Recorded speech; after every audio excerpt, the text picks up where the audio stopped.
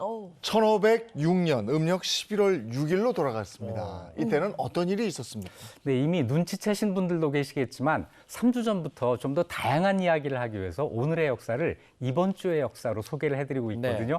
그래서 오늘은 12월 28일부터 12월 4일까지 일어났던 일들 중에서 골랐는데요. 오늘은 먼저 11월 29일 음력 11월 6일에 있었던 일입니다. 자, 여러분은 폭군 하면은 누가 먼저 떠오르세요? 연산군. 바로 연산군이요. 네, 외국은 뭐 폭군하면. 네로 뭐 이런 거 있었거든요. 네, 네로에 필적하는 한국의 연산군이 있죠. 네. 그런데 1506년 11월 6일이 조선 최악의 폭군 연산군이 31살의 나이로 세상을 떠난 날입니다. 아, 일찍 갔구나. 많은 분들이 이 연산군이 왕위에서 쫓겨난 것까지는 아시는데 네. 그 이후 어떻게 됐는지, 어떻게 죽음을 맞이했는지 하는 건 잘 모르시잖아요. 네, 네. 그래서 연산군이 어떤 왕이었고 어떻게 죽음을 맞이했는지 이걸 알아보기 위해서 그날로 돌아가 보겠습니다. 네. 자, 연산군은 조선의 10대 국왕이에요. 태정태세 문단세 예성년 10대 국왕입니다. 그리고 아버지 성종이 아주 훌륭한 왕이었죠. 아버지의 뒤를 이어서 게다가 적장자였어요. 아무런 잡음 없이 왕위에 오릅니다. 조선이 건국된 다음에 적장자가 왕위를 계승한 예가 굉장히 드물어요. 오. 그래서 연산군은 모든 신하와 백성들의 기대와 축복 속에 왕위에 올랐던 것이죠. 네, 아버지 성종이 워낙 태평성대 군주였기 때문에 아들에 대한 기대감이 분명히 있었을 것 같아요. 네, 기대를 많이 했는데 불과 12년 만에 그 기대를 모두 무너뜨립니다. 하하. 그리고 말할 수 없는 악행을 다 저질러요. 자, 연산군의 이 악행을 가장 대표적으로 보여주는 사건이 우리 교과서에서도 외우잖아요. 갑자사화라고 하는 게 있는데 갑자사화. 네, 1504년에 일어난 사건입니다. 이 사건 전에 뭐 연산군이 여느 날과 마찬가지로 간신배들과 함께 술을 마시고 있었어요. 늘 하던 일입니다. 그런데 그날은 간신 중에 간신, 임사홍이라는 사람이 연산군에게 이런 말을 해요. 어머니의 폐비된 일이 애통하고도 애통합니다. 폐비 윤씨 사건을 이야기한 거죠. 네네. 그러면서 성종의 후궁이었던 정 씨와 엄 씨가 이 어머니를 모함해서 폐비에 이르게 했다고 고자질을 한 거예요.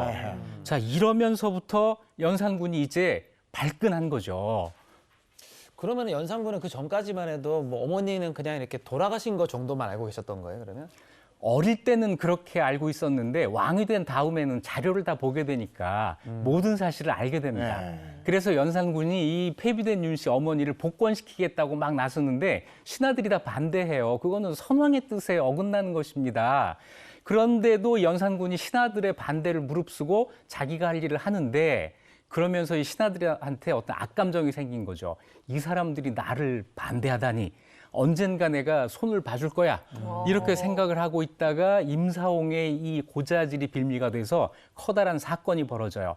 그 정말로 폐비 윤 씨 사건에 연루되었던 모든 사람들에게 철저한 복수를 시작합니다. 그러면 1차 숙청 대상은 그때 얘기 들었던 성종의 후궁이었던 네네. 엄씨, 정씨였겠군요. 그렇습니다. 엄씨 정씨는 아버지 성종의 후궁이니까 어찌 보면 연산군에게는 어머니 뻘 되는 사람들이에요. 이 두 사람을 잡아다가 궁궐에다 묶어놓고 연산군이 직접 매질을 합니다. 왕이 직접 매질을 한 거예요. 그리고 이것도 부족해서 정 씨의 아들이 있었습니다. 그러니까 연산군에게는 이복 동생이잖아요. 네. 네네. 이항, 이봉 이 두 사람을 불러다가 자기 어머니를 때리라고 해요. 어허. 그런데 이항은 누군지 모르고 자기가 이제 겁이 나니까 매질을 해요. 그런데 이봉은 어머니인 걸 알고 차마 때리질 못합니다. 그러니까 연산군이 다른 사람을 시켜서 엄씨 정씨를 때리게 해서 결국 죽이게 하는데 이게 끝이 아니었어요. 이 죽인 다음에 그 더한 일이 있는데 아침에 방송에서 차마 말을 못하겠습니다. 연산군은요, 여러분이 생각을 하는 것보다 무엇이나 다 그 이상이다. 이렇게 생각하시면 돼요. 그래요. 일단은 1차 목표를 그렇게 제거를 했으면 그다음부터 뒤로 쭉 이제 막 갔을 것 같은데요. 그러면 이제 그 사건에 연루된 사람들을 잡아다가 처벌하기 시작합니다. 이때 처벌당한 사람이 무려 230명이 넘어요. 죽음을 당한 사람이 120명이 넘습니다. 이 사건 전에 죽은 사람은 관을 열어서 또 죽여요. 구관 구관 참시를 참시. 하는 거죠. 정말 무자비한 숙청이 몇 달 동안 계속이 됩니다. 네.